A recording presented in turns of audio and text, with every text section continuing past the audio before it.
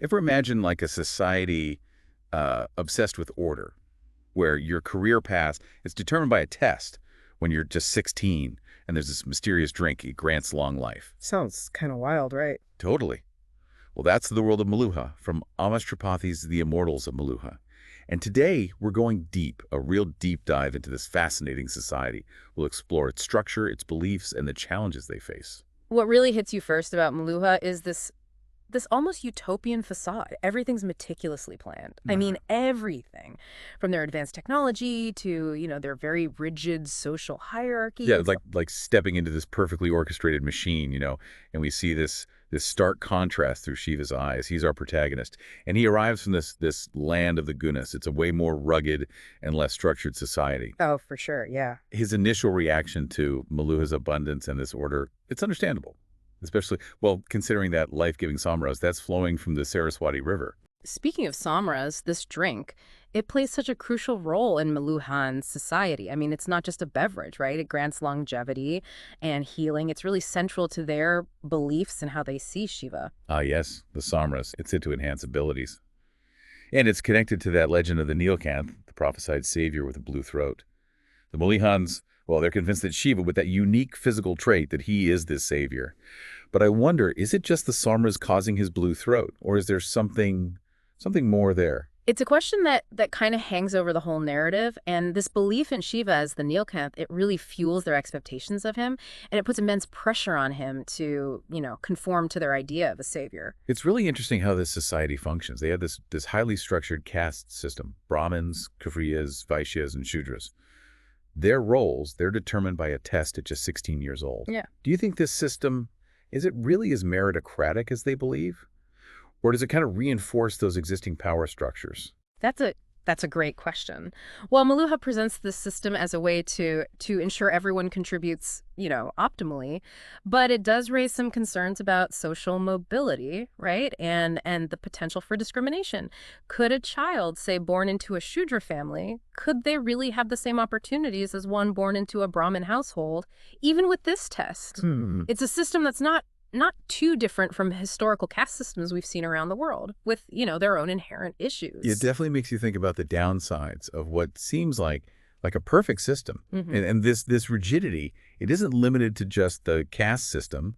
Take, for instance, their treatment of the Vikarmas. Yeah. These individuals, they're ostracized and considered like carriers of bad luck because of supposed past life transgressions. The Vikarma system, it's particularly chilling. It's this form of social punishment that denies individuals, basic rights, opportunities. Essentially, they're condemned to this life on the fringes of society.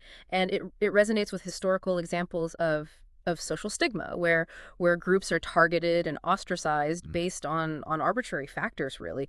It leads to lasting damage, and it just perpetuates these cycles of inequality. It's heartbreaking to see how this impacts their lives. Yeah. Especially considering Shiva's own discomfort with their treatment.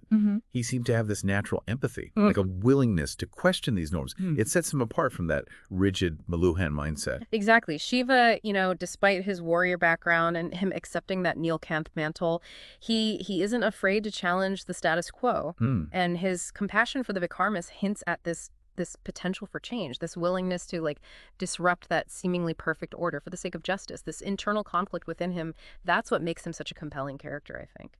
And this conflict, it extends beyond just his internal struggles. Maluha's obsession with order, it clashes so directly with that perceived chaos that's represented by their rivals, the Chandravanshis. They view the Chandravanshis as the source of all their problems. They blame them for terrorist attacks and attempts to even poison the Samras. This perception of the Chandravanshis as the enemy, it's crucial to understanding Maluhan society, really. They've built their entire worldview on this idea of their own righteousness. Their way is the only right way. Yeah. And it fuels their prejudice and justifies their actions against the Chandravanshis. Much like how historical narratives have been used to demonize and otherize, entire groups, leading to conflict and oppression. It's almost like they need this external threat to maintain their internal order. But what's interesting is, despite this supposed hatred, Shiva seems to hold a different perspective. He's skeptical of their portrayal of the Chandravanshis, and he even questions the motives behind these accusations. And that's where this deep dive gets really interesting. The introduction of the Vasudevs, this secretive group that guides the Nilkanth, it adds this whole other layer of complexity. They believe in this concept of transactions, where every choice has a consequence, shaping not only our own lives, but the world around us. This concept of transactions, it seems pretty profound. Could you explain it a little further? Of course, it's not about like financial exchanges, right? But it's about the interconnectedness of our actions and their consequences.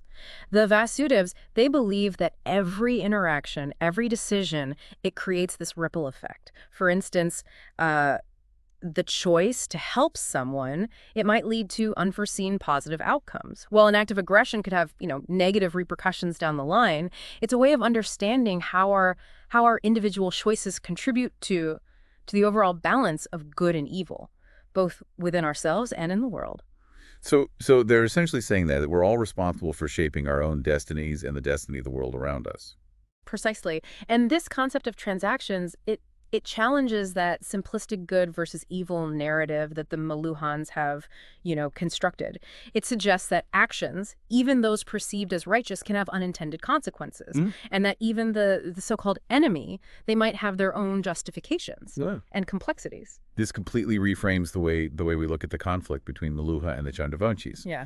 If actions have consequences, then are the Meluhans truly blameless?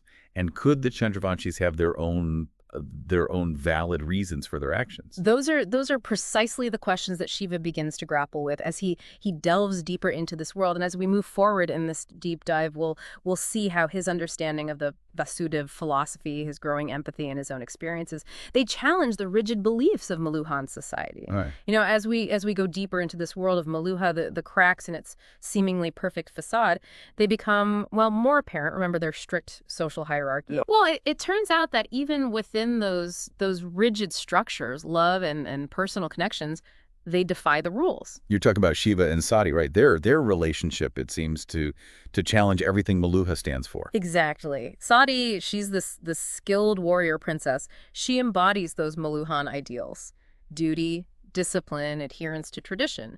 Yet she finds herself drawn to Shiva's unorthodox ways, his willingness to question authority and his compassion for those deemed unworthy by their society. It's a classic tale of opposites attract, wouldn't you say? But this is more than just a simple romance. Their connection, it throws a wrench into the societal machinery, especially when Sati's true lineage is revealed. The discovery that Sati is a Vikarma, that's a pivotal turning point in the story. Suddenly this seemingly perfect match, it becomes a transgression against Meluha's most deeply held beliefs. It forces them to confront this hypocrisy inherent in a system that claims to value merit while simultaneously condemning individuals based on birth or circumstance. It's incredibly frustrating to see them grapple with their feelings, knowing that societal norms would never allow them to be together. It highlights the human cost of these rigid structures, how they can stifle individual happiness. And love. All in the name of order. And Shiva's reaction to this revelation, it speaks volumes about his character. He refuses to accept the label placed upon Sati. He challenges the very notion that her Vikarma status makes her any less worthy of love or respect. And this defiance, it reinforces his role as this catalyst for change, right? Someone who sees beyond those societal constructs to the inherent worth of individuals. His actions, they go beyond just words. He actively fights for her right to be treated with dignity. He puts himself at odds with powerful figures like Parvateshwar, who represents that staunch traditionalist viewpoint. It makes you wonder if Shiva's rebellion, if it stems from a personal sense of justice, or if it hints at this deeper flaw within Meluhan society itself. It's a fascinating question. On the one hand, Shiva's protectiveness towards Sati, it's clearly driven by his love for her, but it also speaks to a broader theme of individual choice, right?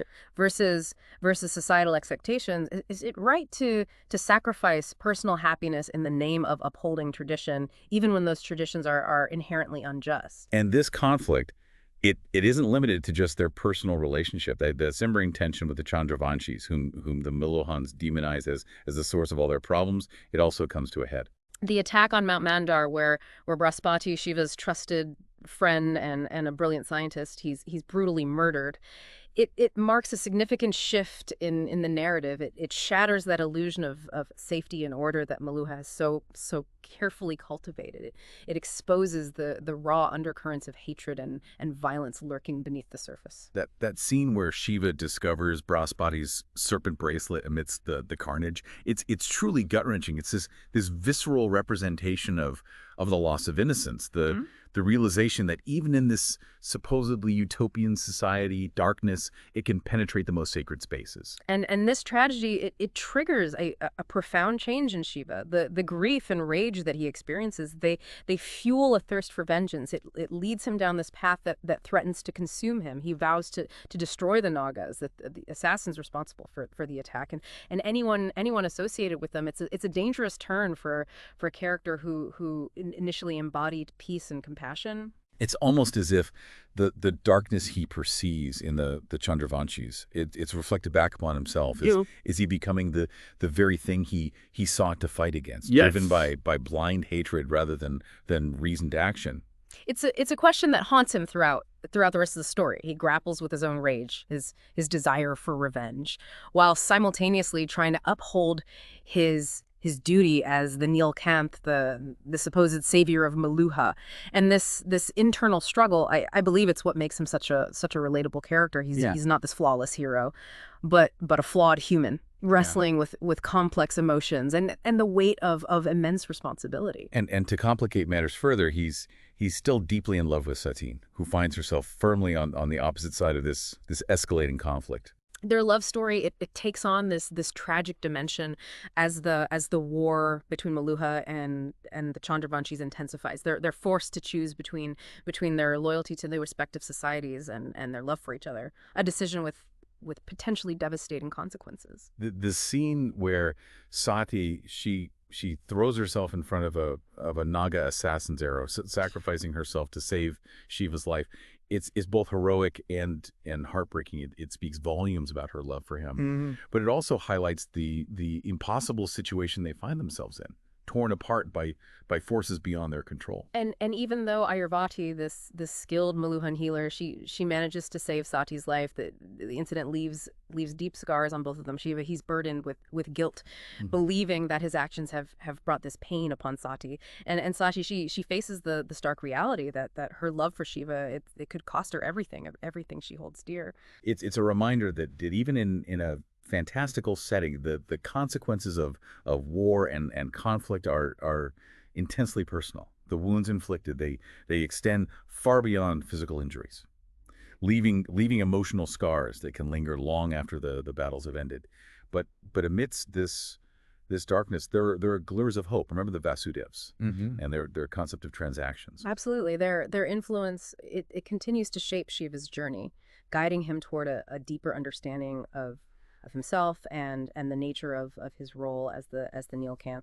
Their teachings seem less about providing concrete answers and more about prompting Shiva to ask the right questions. That conversation they have about the color of a leaf, for example. It's so simple, yet profoundly impactful. It beautifully encapsulates the Vasudev philosophy. They believe that truth isn't something found externally, but rather uncovered within our own consciousness through introspection and questioning our assumptions. So they're encouraging him to look inward, to challenge his preconceived notions about good and evil, and to ultimately define his own path as the Nilkanth rather than them blindly following a predetermined destiny. Precisely. It's about taking responsibility for his actions and their consequences, recognizing that even well-intentioned choices can have, unintended and sometimes devastating outcomes.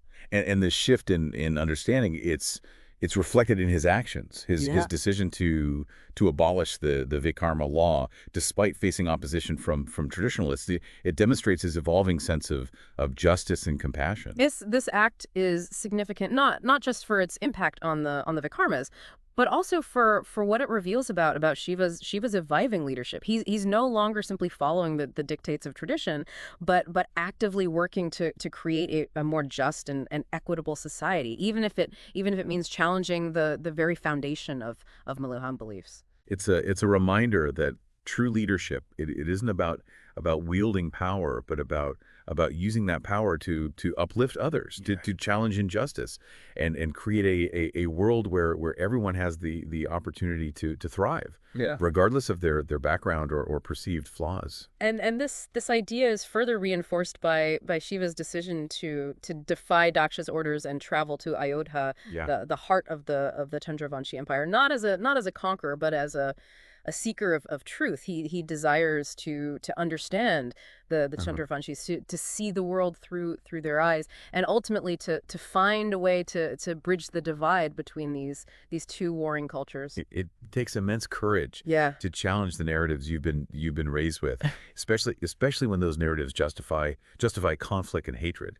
Shiva's willingness to step outside his comfort zone and confront his own biases, it's truly inspiring. His encounter with a blind old man in Ayodhya is particularly poignant. This man of Vikarma, he begs Shiva to save their country, not from the Chandravanshis, but from the hatred and prejudice that have poisoned both societies. It's a powerful moment of realization for Shiva. The idea that true wisdom can come from the most unexpected sources, it's beautifully illustrated in that scene. This blind man, ostracized and marginalized by society, he possesses this clarity of vision that Shiva, with all his power and supposed divine destiny, he seems to lack. It's a reminder that compassion and empathy can be more powerful weapons than any physical force. And armed with this newfound understanding, Shiva, he enters Dilipa's court not as a conqueror seeking vengeance, but as a man humbled by his mistakes and determined to make amends. His refusal to punish Dilipa, his acknowledgement that the Chandravanshis are not the monsters he once believed them to be. It's a radical departure from the Meluha narrative. It's a moment that challenges the very foundation of their belief system, opening up the possibility of a future where peace and coexistence might prevail. And as we transition into the final part of our deep dive, we'll explore the ramifications of this pivotal moment. We'll see how Shiva he grapples with the revelation that he's been misled, how he navigates this complex web of truth and deception, and ultimately what path he chooses to forge in a world where the lines between good and evil have become irrevocably blurred. Okay, so we left off with Shiva. And he's facing this truth. It just shatters his understanding of the world, that Chandravanshis, the people he's been taught to hate, to fear, they're not the evil monsters he believed them to be. And it's this revelation that just throws everything into question, including his own actions and the very foundation of Meluha's beliefs. That moment of realization it's so powerful. Shiva, who has been operating under this sense of righteous duty, he's suddenly forced to grapple with the weight of his actions, the question, what have I done? It becomes his constant companion, driving him to seek this deeper understanding of truth and the consequences of blind faith. Yeah, it's like the rug has been pulled out from under him. He's gone from being this confident warrior, the chosen one, to a man wrestling with doubt, with guilt, and with this realization that he might have been fighting on the wrong side all along.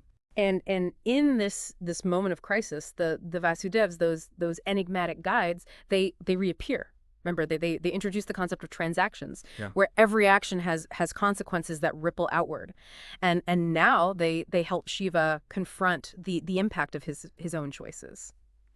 I found it fascinating how the Vasudevs, they don't offer easy answers or try to absolve Shiva of his guilt. Instead, they guide him towards this more nuanced understanding of good and evil, of duty and free will. It's not about blind obedience to a prophecy, right? Yeah. But about making conscious choices that align with his values. Exactly. They challenge him to examine his motivations, to move beyond those simplistic narratives he's been fed, and to ultimately take responsibility for the path he chooses. This isn't about being a pawn in a grand cosmic game, right? But about becoming this active participant in shaping his own destiny and the fate of the world around him. And this realization leads to a a truly remarkable act. Shiva's decision to abolish the Vikarma law, it's a direct challenge to Milahan tradition. Yeah. This bold statement that declares that no one should be judged or ostracized based on supposed past transgressions, and it speaks volumes about his evolving sense of justice and compassion.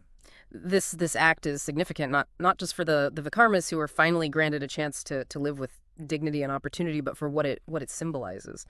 Shiva, the supposed upholder of Milahan values, is now actively dismantling a system that has been in place for generations. It's a powerful message about challenging the status quo, even when it's deeply ingrained in the fabric of society. It's a reminder that progress requires us to question traditions, right? Right. To confront our own biases and to fight for a more just and equitable world, even if it means going against the grain. But this decision, it also comes with consequences. Shiva faces opposition from those who cling to tradition, those who see his actions as a threat to their way of life. And this resistance highlights the complexities of social change. It's rarely a smooth or straightforward process, right? There are always those who benefit from the existing order, who resist progress because it threatens their power or their understanding of the world. But Shiva's unwavering commitment to justice, his willingness to stand up for what he believes in, even in the face of opposition, it's truly inspiring. And this commitment is further tested when he decides to defy Daksha's orders and travel to Ayodhya, not as a conqueror, but as a seeker of understanding. Yeah. He wants to see the Chandravanshis for who they truly are, not through the lens of Meluhan propaganda, but through his own eyes. It's a journey of self-discovery, this quest for truth that takes him beyond the confines of his own culture and beliefs. His journey to Ayodhya, it's this powerful metaphor for the importance of empathy and open-mindedness. It challenges us to step outside our comfort zones, right? To engage with those who are different from us and to recognize the shared humanity that connects us all, regardless of cultural or ideological differences. And in Ayodhya, Shiva encounters individuals who challenge his preconceived notions.